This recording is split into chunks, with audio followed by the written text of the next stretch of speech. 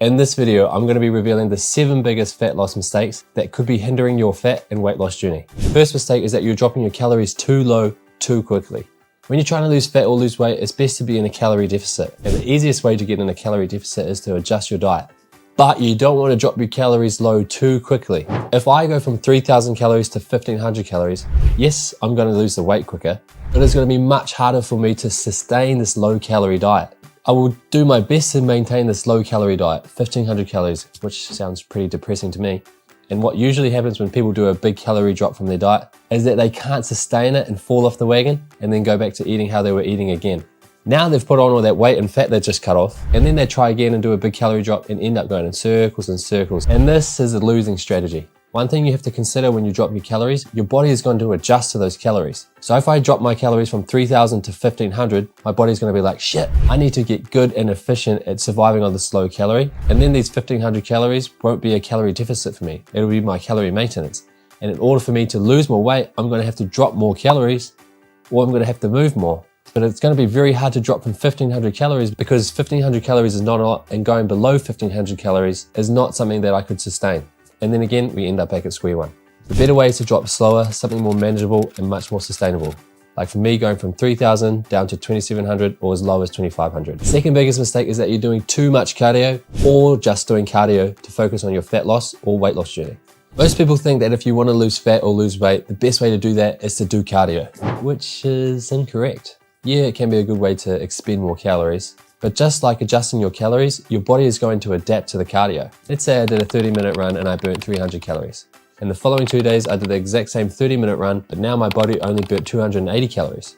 Again, my body is getting good and efficient at doing this exercise, so it can save and preserve as much energy as it can. It adjusts to the stimulus that you're throwing at it, so it can store and conserve as much energy as possible. This has probably happened to you on your fitness journey. You've done some group fitness classes or you've gone for a run. Well, the first month, you have a big weight drop. The second month, a little bit less. Third month, not much at all. Because your body is adapting to the stimulus, to this cardio. You either need to move more, then people are like, oh, okay, I need to do more. So they do an hour. And again, body adjusts. I need to do more, an hour and a half, 2 classes a day, 3 classes a day. Then it gets to a point where you don't have enough time in the day, or your body simply just can't handle all this exercise that you're throwing at it. Then you stop for a few months and you put on all this excess weight, and just like the dropping your calories too fast, you start again. Circles and circles and circles. And another thing about doing too much cardio, when you just do cardio to lose weight and don't focus on any strength training, you end up just looking like a skinnier version of yourself. This is called skinny fat. And you can even lose weight and get fatter at the same time. I'm going to do a video on this shortly. You could just lose muscle and not lose any fat. Now your fat percentage is high even though you've lost weight, which is the opposite that we're trying to achieve. So don't do too much cardio. And this brings me to the third mistake, is that you're not doing any strength training. Most people want to look toned and have good body shape.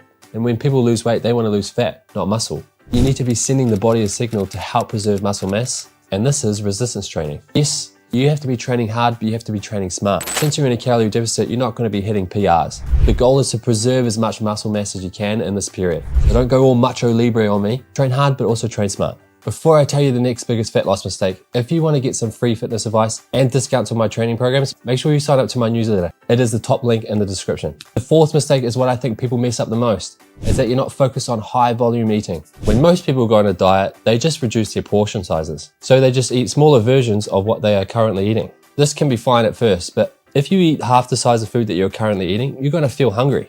And if you're trying to lose weight and you're constantly hungry, chances are that you're not going to stick to that diet. Then we try and repeat the process, and now we end up in the circle again. You want to eat foods that are low in calorie and high in volume. These are things like your fruits and vegetables. Big fan of berries and green veggies. You could eat so many of these and they're very low in calorie. And they make you feel full, which is going to help you in your calorie deficit and with your fat loss journey. You also might swap out your rice with potato or pumpkin because your 100 grams of rice is much higher calorie than 100 grams of pumpkin or potato. You just need to make these smarter choices which will help with your fat loss journey. And that brings me to my next mistake, is that you're not eating enough protein. Protein is probably the most important macronutrient. When you lose weight, you want it to be body fat, not muscle mass. And eating a lot of protein and hitting our protein intake will make sure that we are preserving as much muscle mass as we can, holding on to it, and that the weight that we're losing is body fat. I like to get my clients to eat around 2 grams of protein per kilo of body weight, or 1 gram per pound of body weight. So make sure you get your protein in and you have a high protein diet. The next mistake is that you're following fad diets. The thing about fad diets is that they're usually restricting or eliminating something from your diet. Let's use keto for example. You're pretty much eliminating all carbs from your diet. Carbs are pretty much everywhere in today's society, and they're pretty much in every meal, and it's going to be very hard if you go to a friend's house or you go out to dinner. And to be honest, I think some of the best foods have carbs in them. And no, you can't tell me your keto bread is just good as normal bread. It's not. And if I do stray off my diet and I eat some carbs, then I'm going to feel bad about myself because I felt like I've cheated on my diet. No, having some carbs is perfectly fine, and it's not going to make me fat, but it's going to mess with my head. At the end of the day, you want to stick to something that is realistic for you. For most people, restricting themselves from a whole food source is not very realistic. The last mistake is that you're not planning around your schedule. The best way to lose weight is to eat 6 smaller meals throughout the day. Nope, doesn't really matter how many meals you have. It's all about how many calories you consume at the end of the day. If you can only have breakfast, lunch, and dinner, then plan your nutrition and your diet around those 3 meals. If you've planned to eat 5 smaller meals throughout the day, but you can only eat 3, you're going to mess with your head and you're going to think you've failed on your diet again. How many meals you eat throughout the day, it doesn't matter, as long as you hit your protein goal and stay in a calorie deficit. I will say this though, I have found that people eating smaller meals throughout the day helps keep their cravings and their hunger in check. So when they get home, they're not ravaging the pantry and eating everything in sight.